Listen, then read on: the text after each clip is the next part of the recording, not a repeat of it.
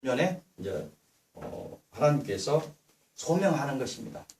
훈련이 됐다 생각했습니다. 그래서 소명을 받고 내 사명이 무엇이냐 이런 것들에 대해서 이렇게 그 역사적인 그런 현장의 모세를 등장시키고 있는 것입니다. 1절부터 한번 보겠습니다. 모세가 그 소명을 받는 그런 부분들이 이렇게 나오고 있습니다. 모세가 그의 장인 미디안 제사장 이드로의 양떼를 치더니 그떼를 광야 서쪽으로 인도하여 하나님의 산 호렙에 이르매 그 미디안이 저번에 얘기했던 것처럼 홍해 시내산을 이렇게 쭉 본다면 동쪽으로 지류가 하나 있어요. 그쪽으로 연결되어 있는 것이 미디안이에요. 그러니까 그 애굽에서 동북쪽이죠.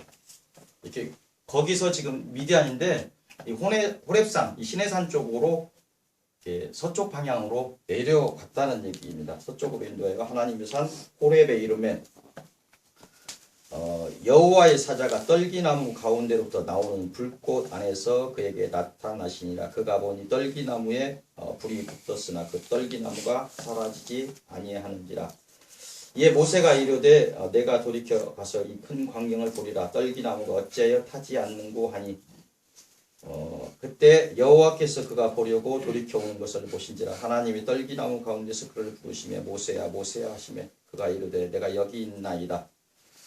하나님이 이르시되 이리로 가까이 오지 말라. 내가 선 곳은 거룩한 땅이니 내 발에서 신을 벗으라. 이렇게 발에서 신을 좀 우리의 문화적인 것하고는 조금 다르죠. 우리 좀 높으신 분들 보면 우리는 모자를 벗죠. 근데 성경에도 이런 얘기 있습니다. 내 발에서 신을 벗으라. 아마 이제 세상을 돌아다닌 그 상징적인 의미겠죠. 발 부분만 이렇게 땅에 닿는 부분이니까 그런 부분이 땅 자체를 하나님께서 많이 저주하셨고 이런 것이기 때문에 이 땅 자체가 또 어떤 한시적으로 흑암의 권세에 허락되어 있는 그런 곳이고 내 발에서 신을 벗으라고 이렇게 이야기하고 있습니다. 양떼를 치고 있습니다. 그래서 많이 그 왕자로서의 어떤 그 40년 세월이 있다면 어떻게 보면 그 노예 생활을 하던 히브리인들은 양 같은 그래서 어떤 양이라는 그런 개념보다도 그런 습성이 많이 자기 마음대로 하려고 어떤 그 규율도 없고 그냥 이런 속에서 그 양을 키우는 그런 것들을 상징적인 의미겠지만 이런 것들도 의미가 있는 이야기입니다. 또 이르시되 나는 내 조상의 하나님이니 아브라함의 하나님, 이삭의 하나님, 야곱의 하나님이라. 모세가 하나님의 귀를 두려워하여 얼굴을 가렸다. 이렇게 있습니다. 그래서 이 호렙산이 하나님의 산이라 이렇게 했는데 호렙산 시내산 얘기인데 큰 호렙 말하면 지리산 정도의 거리에서 천왕봉 정도의 이렇게 설명하기도 하는데 이런 부분들이 또 산이 다르다 이렇게 설명하기도 하고 근데 실제적으로 성경에서 이렇게 보면 시내산하고 호렙산하고 구분하지 않고 지금 사용하고 있습니다. 나중에 보면 그 열왕기상에 이렇게 보면 엘리야도 여기서 하나님의 영광스러운 그 환상을 봤던 곳이기도 합니다. 또 지금 여기서 나중에 출애굽한 뒤에 50일 정도 지나서 이 시내산에서 도착해서 하나님과의 언약을 봤죠. 레위기의 어떤 전체적인 것들을 다 봤는데 이 호렙산이 시내산으로 같이 바로 무당하겠습니다. 7절부터 어떤 모세의 사명을 이야기하고 있습니다. 여호와께서 이르시되 내가 애굽에 있는데 백성의 고통을 분명히 보았다. 이렇게 얘기하고 있습니다. 내가 보았다. 그들이 그들의 감독자로 말미암아 부르짖음을 내가 들었다. 그리고 그 근심을 알고 있다. 하나님께서 이렇게 분명히 말씀하십니다. 그러면서 하나님이 내가라는 말을 내가 내려가겠다. 내가 내려가서 그들을 애굽인의 손에서 건져내고 그들을 그 땅에서 인도하여 아름답고 광대한 땅, 젖과 꿀이 흐르는 땅. 실질적으로 그때 그는 이 젖과 꿀이 흐를 정도 비옥한 땅이었다 이렇게 주장하는 분들도 있는데 어떤 상징성을 가지고 하나님의 축복과 언약이 임하는 그런 곳이죠. 젖과 흐르는 땅 가나안. 우리의 어떤 상징적인 의미로 보면 우리가 천국을 또 상징할 수도 있는 것이고 그런 땅에 지방에 데려가려 하노라 이렇게 이야기가 내가 데려가겠다. 이제 가라. 그러면서 모세에게 사명을 주시는 것이죠. 이제 내가 너를 바로에게 보내요. 모세 너를 바로에게 가라는 얘기죠. 보내요. 내 백성 이스라엘 자손을 애굽에서 인도하여 내게 하리라. 근데 이 모든 것을 하나님께서 내가 하겠다 이렇게 이야기하고 계십니다. 결국은 우리가 자꾸 혼동하는 것들 중에 모든 이 사명자나 사명자 제자들이나 모든 것들이 결국은 보면 하나님께서 하시는 거예요. 나의 몸을 빌어서 하나님께서 자꾸 내 의지가 발동되면 안 된다는 거예요. 하나님 일이라고 하면서 자꾸 내 의지를 발동해서 내 마음대로 해버리면 안 된다는 거예요. 그런 부분에서 이제 이런 것들을 하나님께서 내가 하겠다는 그런 말씀을 잘 묵상하시기 바랍니다. 11절 보면 모세가 사양하는 그런 것들이 나오죠. 모세가 하나님께 이르되 내가 누구이기에 바로에게 가며 이스라엘 자손을 애굽에서 인도하여 이 말이 뭔 말이죠? 내가 애굽의 왕자 정도의 지금 그런 신분도 아니고 그 정도의 나이에서 이렇게 했다면 제가 감당하겠습니까? 이렇게 할 수도 있겠죠. 근데 미디안 가서 목자로서 양치는 것에서 40년 먹어서 완전히 그 목자가 다 돼 있는 상황에서 인간적인 생각일 수도 있죠. 인간적인. 너무도 인간적인 생각. 그래서 하나님께서 강권하시고 있습니다. 하나님이 이르시되 내가 반드시 임마누엘의 약속을 해주신 거예요. 내가 너와 함께 하겠다. 걱정하지 마라. 이런 것을 얘기하고 있습니다. 내가 그 백성을 애굽에서 인도하여 낸 후에 너희가 이 산에서 하나님을 섬기리니 이것이 너를 보낸 증거. 그런 증거를 사주게. 내가 임마누엘을 하겠다는 그 증거를 나중에 출애굽을 한 뒤에 네가 지금 나를 본 이 산에서 나를 섬길 수 있도록 해주겠다. 증거를 세워주겠다. 그런 거예요. 그래서 하나님을 섬기는데 가장 하나님을 먼저 이렇게 보고 뭘 하라는 게 하나님이 나를 섬기라는 거예요. 그래서 이런 것들이 하나님이 인간을 만드신 가장 주요한 이유, 어떤 제일 큰 그 목적 중에 하나가 이것이 아닐까. 하나님을 섬기는 것. 인간이 이 부분을 좀 잘 알아야 한다. 하나님을 섬기는 것. 하나님께서도 나를 섬기라고 이렇게 얘기하고 계십니다. 그다음 13절 보면 너무 오랫동안 이스라엘 민족이 애굽에 이렇게 살면서 자기의 조상의 신이 어떤 신인지조차도 애굽의 그 많은 신들 중에 하나 정도, 상천하지의 가장 그 우주 만물을 주장하시고 천지를 창조하신 하나님을 잘 모르는 부분. 이런 부분에서 모세도 잘 모르는. 그러니까 물어보는 거예요. 모세가 하나님께 이르되 내가 이스라엘 자손에게 가서 이르되 너희의 조상의 하나님이 나를 너희에게 보내셨다고 하면 그들이 내게 묻기를 그의 이름이 무엇이냐 하리니 내가 무엇이라고 그들에게 말하리까. 내 백성에게 들어가서 하나님의 그 말씀들을 사명을 얘기해야 할 텐데 그들에게 내가 무엇이라고 하나님께 얘기할까 이렇게 이야기하는데 이제 중요한 부분입니다. 이게 14절 15절 이렇게 보면 하나님이 모세에게 이르되 나는 스스로 있는 자다. 여호와인데 나는 스스로 있는 자. 한문으로 하면 자존자라고. 난 스스로 있는 자니라. 근데 이제 이 신명이라고 하나님의 이름을 우리는 지금 여호와 이렇게 쉽게 부르는데 이 3계명에 너는 내 하나님 여호와 이름을 망령되이 이르지 말라고 그러죠. 이스라엘 민족은 그 하나님의 이름을 함부로 부르지 않았어요. 그래서 이제 그 히브리어들이 우리 같이 자음 모음이 이렇게 같이 있는 것이 아니에요. 자음으로 형성되어 있는데 이제 거룩한 네 글자라고 하는 영어로 본다면 YH, WH 이럴 때 이제 그 자음들이 이렇게 있는 부분인데 여호와라는 이름이 나올 땐 여호와라는 이름을 부르지 못하니까 주님이라고 해서 주님, 아도나이라고 해서 주님. 해석을 그래서 이제 여호와라는 이름을 부르지 못하고 주님 이렇게 한 거예요. 뭐 이렇게 엘로힘이라는 단어도 있고 뭐 샤다이 엘샤다이라는 단어도 있고 그런데 어떤 게 주님 할 때 이렇게 아도나이입니다. 이제 이런 부분들이 너무 부르지 않으니까 모음도 없고 자음만 읽고 있는 거예요. 이게 나중에 잊어버린 거예요. 주님을 어떻게 불러야 되는지를 너무 두려워서 그 발음을 여호와라는 입으로 그러니까 그 아도나이의 그 모음들을 해서 그 자음 거룩한 네 글자에 붙여서 한 것들이 여호와입니다. 여호와. 근데 이제 학자들이 더 이것들을 할 때 여호와보다도 야훼에 가깝지 않을까 발음이. 근데 정확하진 않아요. 또 성경에 있는 그 이름들을 볼 때는 여호와 쪽이 가까울 수, 여호사밧 뭐 이렇게 이름 이렇게 나온 거 이렇게 볼 때는 여호와 쪽에 가까울 수도 있는데 지금 이제 이런 부분들이 이제 영어로 나는 스스로 있는 자라고 하는데 I am who I am. 이 말씀이 요한복음에 보면 있어요. 예수님께서 사용하셨어요.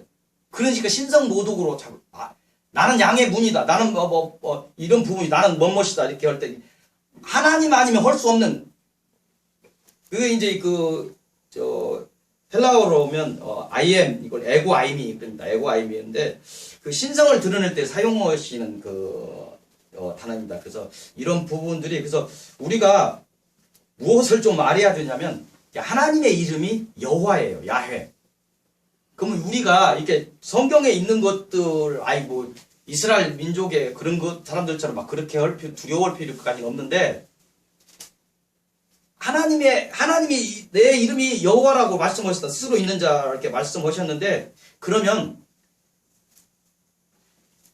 단순한 인간적인 어른도 아니고 하나님이면 여호와라는 이름을 성경에 있는 것도 우리가 발음할 수는 있지만 기도나 이런 거 할 때 여호와라는 말 사용해서는 안 돼요. 사실은 아버지 하면 되죠. 하나님 하면 되죠. 그래서 아들이 나한테 얘기할 때 아버지 하면 들을 건데 박대영 아버지 할 필요 없죠. 이런 부분을 우리가 조금 기도나 이런 부분을 때 여호와라는 단어를 좀 신중하게 기도나 이런 걸 할 때 사용한다든지 이런 것은 절제해야 돼요. 기왕 얘기에 나왔던 게 이런 거 볼 때 대표 기도도 볼 때 또 당신이라는 말 쓰면 안 돼요. 문학적인 거에서 3인칭이나 이런 부분에서 그 3인칭 단수로 사용할 때 극존칭은 되는데 지금 하나님하고 나하고 한 기도를 하고 있는 데서 당신이라는 사용을 사용하면 안 돼요. 또 있죠. 주여 이런 부분들도 주여 삼창을 막 하는데 여라는 그 혹격 조사는 그 존칭의 것이 아니에요. 친구나 이런 가까운 이런 거 할 때 친구요, 동포요 이렇게 할 때 이렇게 가는 부분들이서 주여라는 말을 사실은 이렇게 함부로 써서는 안 돼요. 번역상에 나 주님 해야 되죠. 아버지, 하나님, 주여, 주님 이런 정도로 해야지. 우리가 막 한다고 주여 삼창하고 시작하는데 조금 생각에 뭐 그렇다고 해서 우리가 뭐 쭉 했다고 해서 하나님께서 크게 뭐라고 그러는데 그래서 우리가 그런 이런 것들도 조금 이렇게 생각을 해봤으면 좋겠다 해서 이렇게 얘기를 합니다. 그래서 여호와라 하나님의 이름입니다. 하나님의 이름 정도는 우리가 알고 있어야 됩니다. 하나님의 이름이 뭐냐고 물으면 여호와 하나님이라고 다른 사람한테 이 얘기를 했으면 좋겠습니다.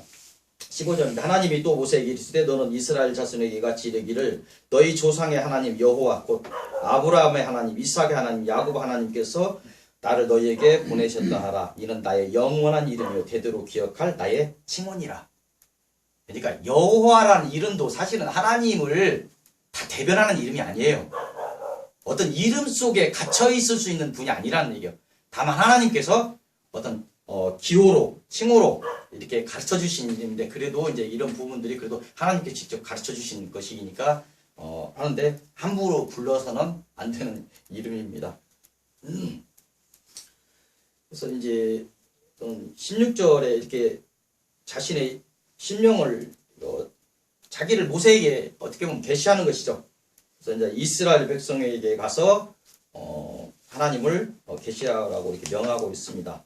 16절입니다. 너는 가서 이스라엘 장로들을 모으고 그들에게 이르기를 여호와 너희 조상의 하나님 곧 아브라함과 이삭과 야곱의 하나님이 내게 나타나 이르시되 내가 너희를 돌보아 너희가 애굽에서 당한 일을 확실히 보았노라.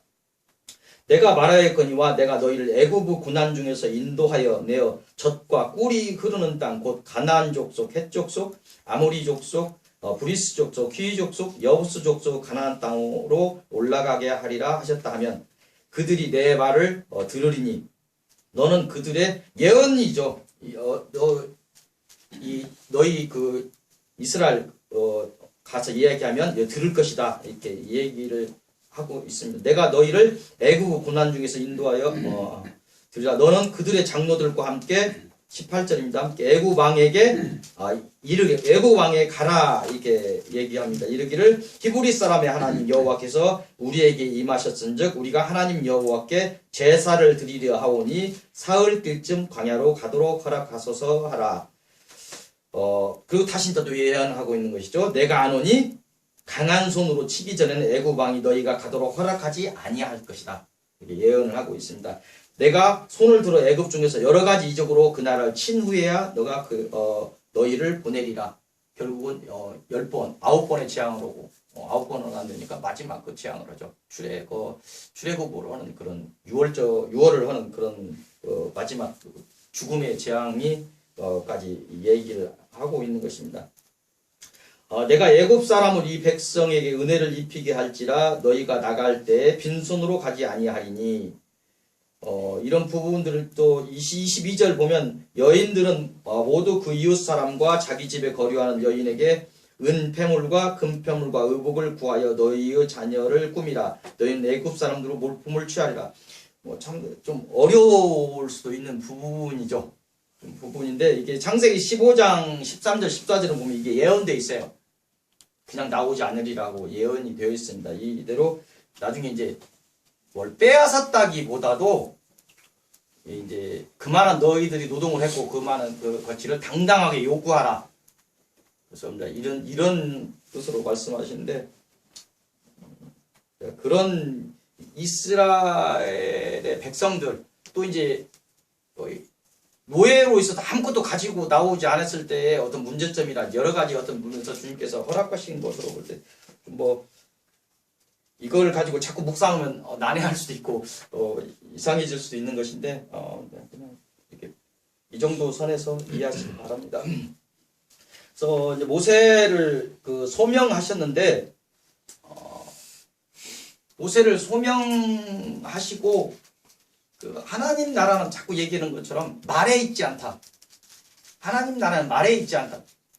이 말씀이 지식이 되어버리면 권능이 일어나질 않아요. 그래서 하나님 나라는 능력에 있습니다. 말에 있지 않고 능력에 있습니다. 하나님께서 소명을 하시면 틀림없이 거기에 걸맞는 능력을 주십니다. 하나님의 능력을 받지 못하면 하나님 나라를 건설할 수 없죠. 우리가 믿음의 차이예요. 믿음. 예수가 그리스도라 고백하는 사람은 다 예수 그리스도의 권능을 행사할 능력이 있습니다. 믿음이 부족한 거예요. 우리가 급하면 어렸을 때 아이 아프면 열나면 그렇게 기도하죠. 이게 신유예요. 그 믿음을 우리가 가지면 거기에 걸맞는 것들은 우리가 찾을 수 있습니다. 그래서 모세에게 능력을 주시는 부분이 4장에 이렇게 이루고 있습니다. 17절까지만 보겠습니다. 모세가 대답하여 이르되 그러나 그들이 나를 믿지 아니하며 내 말을 듣지 아니하고 이르기를 여호와께서 내게 나타나지 아니하셨다 하리이다. 여호와께서 그들에게 이르시되 이제 모세가 알죠. 왕자로 있으면서 애굽의 전체를 다 알고 있는 부분이고 또 지금 모세와 관계나 이런 부분에서 틀림없이 모세의 어떤 말을 믿지 않겠죠. 그래서 여호와께서 그에게 이르시되 내 손에 있는 것이 무엇이냐? 그가 이르되 지팡이니이다. 그래서 세 개의 어떤 표징을 애굽의 사람들에게 보여줄 첫 번째 이렇게 세 개의 표징을 이렇게 주시는 것이 능력을 주시는 거예요. 그래서 이제 첫 번째 이런 것들이 뱀입니다. 여호와께서 이르시되 그것을 땅에 던지라 하시며 곧 땅에 던지니 그것이 뱀이 된지라. 모세가 뱀 앞에서 피하매 여호와께서 모세에게 이르시되 내 손을 내밀어 그 꼬리를 잡으라. 그가 손을 내밀어 그것을 잡으니 그의 손에서 지팡이가 된지라. 이는 그들에게 그들의 조상의 하나님 곧 아브라함의 하나님, 이삭의 하나님, 야곱의 하나님 여호와가 내게 나타난 줄을 믿게 하려 함이라 하시고 또 다른 또 표징을 주십니다. 여호와께서 또 그에게 이르시되 내 손을 품에 넣으라 하시매 그가 손을 품에 넣었다가 내어보니 그의 손이 나병이 생겨 눈같이 된지라. 이르시되 내 손을 다시 품에 넣으라 하시매 그가 다시 손을 품에 넣었다가 내어보니 그의 손이 본래 살로 되돌아왔더라. 여호와께서 이르시되 만일 그들이 너를 믿지 아니하면 이 처음 표적의 표징을 받지 아니하여도 나중 표적의 표징은 믿으리라. 이들이 이 두 이적을 믿지 아니하며 내 말을 듣지 아니하거든 너는 나일강 물을 조금 떠다가 땅에 부으라. 내가 떠온 나일강 물이 땅에서 피가 되리라. 이렇게 세 가지 표징을 이렇게 주십니다. 그래서 권능을 가지고 바로에게 가라. 모세도 그렇죠. 모세도 어떤 하나님이 정말 함께 하신다고 지금 임마누엘을 약속을 해주시지만 어떤 표징이나 이런 것들을 좀 이렇게 섰을 때 좀 든든하게 갈 수 있겠죠. 인간인지라 그럴 것 같습니다. 저 간다고도 제가 고집 부리고 못 간다고 했을 것 같아요. 그래서 이런 세 가지 표징을 주시고, 근데 이제 모세는 그래도 또 좀 이야기하고 있죠. 모세가 여호와께 이르되 오 주여 나는 본래 말을 잘하지 못하는 자니이다. 주께서 주의 종에게 명령하신 후에도 역시 그러하니 나는 입이 뻣뻣하고 혀가 둔한 자니. 보통 사명이 강하게 오고 그러면 이런 부분들 내가 무슨 자격으로 나는 그러한 자격이 없습니다. 이 교만이에요. 내가 하는 것이 아닙니다. 그냥 주님께 순종하는 자를 좋아해요. 순종할 때 자꾸 비유를 들면 또 혼나니까. 근데 이런 부분들이 사명이나 이런 부분에서 내가 한다고 생각하면 교만이 됩니다. 그래서 이런 부분들 모세도 그렇게 이야기하고 있는데 나 본래 말을 잘 못했던 것 같아요. 좀 왕자 교육을 이렇게 그 정도 했을 때, 근데 그때는 잘했을지 또 40년 미디안에서 40년 양모고 막 하다 보니까 말이 굳어져 버리는지 모르겠는데 말이 뻣뻣하다. 난 입이 뻣뻣하고 혀가 둔한 자이다 이렇게 이야기하고 있습니다. 그래서 하나님께서 내가 어떤 하나님이냐 천지창조의 하나님이다 이걸 말씀하시죠. 여호와께서 그에게 이르시되 누가 사람의 입을 지었느냐 누가 말 못하는 자나 듣는 자나 못 듣는 자나 눈 밝은 자나. 이게 허다못해 맹인이나 이렇게 벙어리 되시면 이 장애나 이런 부분도 하나님께서 허락해서 되는 것이라고 이렇게 얘기하는 것이죠. 이 모든 것들을 또 하나님께서 나 여호와가 아니냐 이제 가라 내가 내 입과 함께 있어서 할 말을 가르치리라. 하나님께서 할 말을 가르치신답니다. 담대히 나가라고 하십니다. 이런 부분들은 사명자들이 특히 이제 이렇게 받아야 할 부분입니다. 내가 무슨 자격으로 나는 입이 뻣뻣하고 이렇게 하나님 앞에 변명하지 않아야 됩니다. 하나님께서는 순종하고 가라고 하십니다. 모세가 이르되 오 주여 보낼 만한 자를 보냈어도 다시 이렇게 이야기했죠. 여호와께서 모세를 향하여 노하여 이르시되 내 일사람 내 형 아론이 있지 아니하느냐 그가 말 잘하는 것을 내가 아노라. 그가 너를 만나러 나오나니 그가 너를 볼 때 그의 마음에 기쁨이 있을 것이라. 이미 하나님께서는 이 모세 말 못하는 걸 이미 아셨다는 거예요. 그래서 아론 너 형을 준비해놨다는 거예요. 사람은 자꾸 변명만 하죠. 순종하고 아멘하고 갈 때 하나님께서 하나님 일을 너를 통해서 하겠다고 하는데 더듬거리는 그 말을 고쳐주지 않으시겠어요? 그리고 좀 더듬더듬 할 때 진정성이 있어 보입니다. 모르겠어요. 저는 막 TV에서 하도 설교를 하도 막 유창하게 하면 좀 무심가더라고. 좀 더듬거리더라도 좀 천천히 하더라도 이렇게 진정성 있는 그런 설교가 되는데 그런 사람들이 저는 더 믿음이 갑니다. 근데 이렇게 말씀하고 있습니다. 그래도 형 아론을 준비했다 이렇게 이야기하고 있습니다. 그래서 하는 말 있죠. 너는 그에게 말하고 그의 입에 할 말을 주라. 내가 내 입과 그의 입에 함께 있어서 너희들이 행할 일을 가르치리라 이렇게 말씀하고 있습니다. 그가 너를 대신하여 백성에게 말할 것이니 그는 내 입을 대신할 것이요 너는 그에게 하나님같이 되리라. 어떤 관계 어떤 순위도 이렇게 정해주시는 것 같아요. 너는 이 지팡이를 손에 들고 이것으로 이적을 행할지니라. 이렇게 이야기를 하고 있습니다. 소명을 하시고 능력을 이렇게 주시는 이제 이런 부분들이 사람 준비가 끝나고 이렇게 가면 이 5장 이렇게 보면 하나님의 어떤 분임을 드러내는 그런 과정이 있습니다. 히브리 사람들에게도 하나님이 어떤 하나님, 조상의 하나님이 그냥 애굽 사람의 여러 신 중에 하나인지 잘 모르는 그걸 드러내시는 거예요. 특히 애굽 사람은 어떤 하나님입니까? 히브리인의 하나님이 어떤 하나님입니까? 그런 과정을 통해서 나왔기 때문에 애굽이 함부로 이렇게 못하는 거예요. 이건 나중에 그 역사를 보면 남방하고 북방하고 하면서 애굽하고 바빌론 막 이런 부분이 왔다 갔다 하면서 막 싸우는 그런 모습들이 있는데 어떤 기간 속에서 애굽이 이 이스라엘에서 함부로 할 수 없던 그런 것들이 히브리인의 하나님이 어떤 하나님인가를 애굽 사람인데 분명히 보여주고 나오기 때문에 그렇죠. 그래서 그런 하나님을 자기 계시하는 그런 과정들이 이제 5장부터 이렇게 좀 보입니다. 그래서 오늘 출애굽을 준비하시며 모세를 소명하시고 그에게 그 소명에 맞는 능력을 주시는 그 하나님을 좀 잠시 묵상해봤습니다. 아까 말씀드린 것처럼 지난 시간 출애굽을 위해 출애굽을 위한 그 지도자를 세우기 위해서 그 모세를 왕자의 시간들을 지나게 하시고 미디안 광야의 시간들을 보내게 하신 하나님께서 드디어 역사의 현장 속으로 모세를 부르고 계십니다.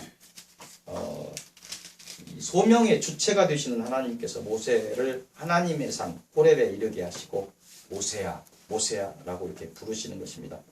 그리고 모세를 소명하는 목적을 말씀하고 계십니다. 내가 바로 내 조상 아브라함과 이삭과 야곱의 하나님이며 그들과 맺은 언약대로 내 백성을 이제 약속의 땅 가나안으로 인도하려 하니 모세 내가 이 지상에서 사명을 감당하라 이렇게 소명하는 목적을 얘기하고 있습니다. 그리고 하나님께서 내 백성의 고통을 보았고 그들의 부르짖음을 들었고 그들의 근심을 내가 알고 있다 이렇게 말씀하십니다. 그 하나님께서 이제 그들을 바로의 앞에서 구하여 애굽에서 인도하여 내겠다 이렇게 말씀하십니다. 그리고 하나님께서 모세와 언약을 하고 계십니다. 그건 임마누엘의 약속입니다. 너와 반드시 함께 하시겠다 이런 약속입니다. 그 언약의 증거로서 출애굽한 후에 하나님의 산에서 하나님을 섬길 것이라고 이렇게 말씀하고 있습니다. 하나님은 수백 년 애굽의 노예로 살면서 하나님을 잊었던 이스라엘인들을 위해서 모세에게 스스로 하나님을 계시하시고 하나님의 이름, 신령을 밝히시며 이 영원한 이름을 기억하라고 하십니다. 이런 권능은 하나님이 어떤 분이신지를 알리기 위해서 또 세 가지 어떤 권능을 이렇게 주시고 있습니다. 이런 권능들은 어떻게 보면 자기 계시의 어떤 전초전 같은 것이 5장, 6장 보면 이제 계속 이어지면서 하나님이 어떤 분임을 이제 애굽인들에게 9재앙, 또 출애굽을 이끈 10번째 죽음의 재앙 이런 것들이 또 계속해서 기다리고 있습니다. 우리 개인들에게 구원의 서정이라는 것이 있습니다. 구원의 서정에서 소명이라는 단계가 있습니다. 소명. 불러서 영어로는 콜링이라고 그러는데 불러서 명하는 거죠. 한문으로 불러서 명하는 거. 소명. 하나님의 은혜로 예정되었던 자를 구원에서의 소명, 하나님의 은혜로 예정되었던 자를 부르고 초청하는 것. 이런 것을 소명이라 합니다. 다시 말해서 예수 그리스도 안에서 주어진 구원을 얻도록 죄인을 초청하신 하나님의 은혜로운 행위 이런 것이 이제 소명입니다. 소명은 개인적인 구원, 물론 어떤 사명자로 소명을 해도 개인적 구원을 같이 이렇게 가죠. 그래서 소명 속에는 사명이 다 있어요. 우리 구원의 소명이 됐더라도 어떤 큰 어떤 민족 정도를 이끄는 그 모세의 어떤 사명도 있겠지만 개인적인 그 소명 속에는 개인의 가정들을 이끄는 소명도 있습니다. 사명이 있어요. 자신들의 그 사명들이 다 있게 됩니다.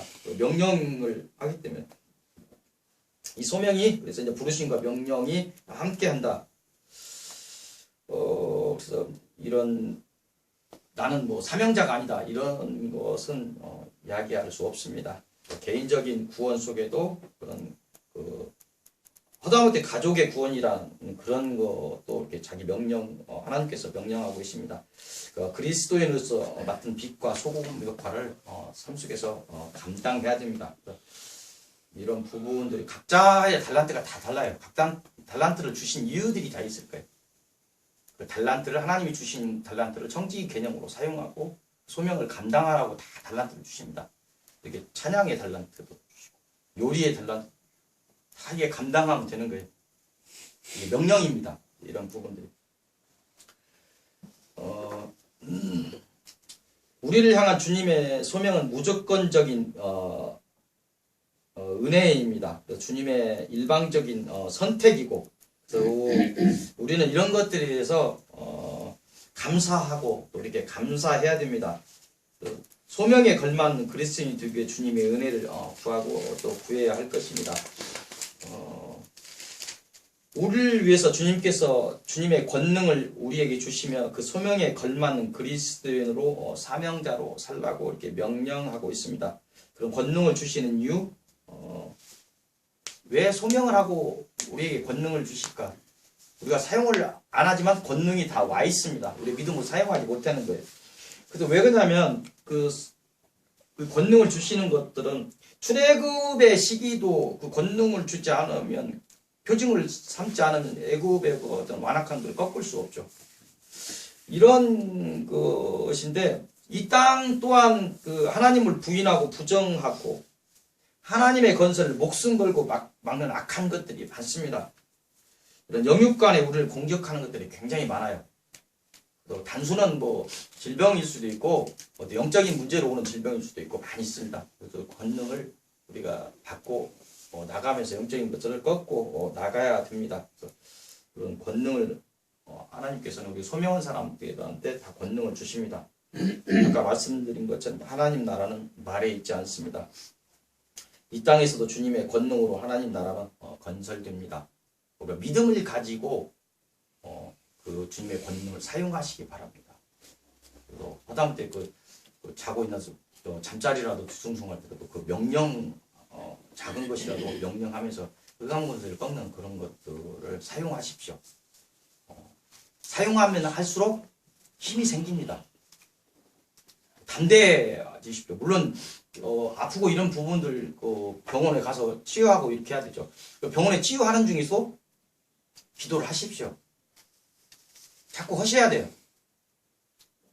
병을 치료하는 그 약을 먹으면서도 같이 이렇게 기도하시고 이런 부분들이 이렇게 사용하면 할수록 이런 권능들이 또 강해지고 주님의 이런 권능들을 주님께서 주셨다는 것을 우리가 아시기 바랍니다. 우리가 예수가 그리스도라 고백하는 주님의 자녀라면 우리는 이 주님의 권능을 사용할 당당한 권리가 있다. 이걸 아시기 바랍니다. 서윗교회 모든 성도들은 각자의 사명에 맞게 주님의 권능을 주님께 요구하시고 사용하며 개인이든 가정이든 기업이든 교회이든 이 모든 현장 속에서 승리하고 승리하시기 바랍니다. 히브리서 12장 22절에서 그 말씀하시는 시온산 그 살아계신 하나님의 도성인 하늘의 예루살렘에 입성할 때까지 주님께서 주신 이 권능을 사용하고 주님의 명령을 사명을 감당하시면서 이 새 예루살렘으로 들어가시는 여러분이 되시기를 기원하고 소망합니다. 기도하겠습니다. 하나님 감사합니다. 출애굽의 사람 준비의 과정들을 이렇게 세 번째로 이렇게 봤습니다. 모세를 소명하시고 그 소명에 맞는 그 능력을 주시는 하나님을 이렇게 봤습니다. 우리를 소명하는 목적이 다 다르겠지만 그 과정 중에서 그 달란트들을 가지고 이 소명하시는 그 목적대로 주님의 그 목적대로 저희가 주님의 소명을 감당할 수 있도록 깨닫는 마음을 주시고 또 순종하는 저희들 될 수 있도록 주께서 인도하여 주옵소서. 담대히 이 악한 땅에서 흑암의 권세에 덮여있는 이 땅에서 주님의 권능을 사용하며 주님의 뜻대로 이 사명을 감당하는 저희들 될 수 있도록 도와주시고 이 서윗교회가 그러한 능력의 교회가 될 수 있도록 주께서 함께하여 주옵소서. 정말 하나님 나라는 말에 있지 않다. 그 말에 묵상합니다. 정말 주님께서 권능으로 함께하셔서 이 서입교회가 이 지역을 살리는 권능으로 하나님 나라를 건설하는 그런 교회가 될 수 있도록 주께서 함께하여 주옵소서. 모든 말씀 주 예수 그리스도의 이름으로 기도하옵나이다. 아멘.